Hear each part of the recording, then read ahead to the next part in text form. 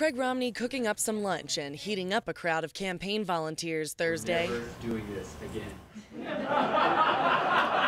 Romney explaining people are starting to see the soft side to his dad, to complement the no-nonsense Mitt seen in the debates. Most people know my dad just through sound bites and whatnot. You'll get your chance in a moment. I'm still speaking. As they see more of my dad, they're getting to see more of his true character, and I'm encouraged by that. He cares about people.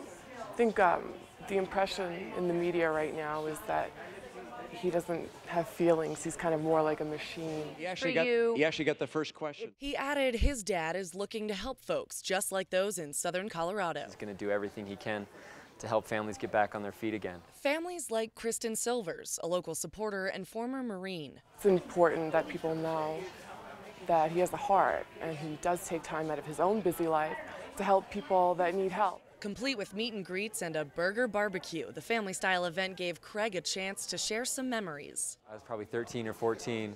We gathered up all the toilet paper in my house and TP'd my next-door neighbor's house.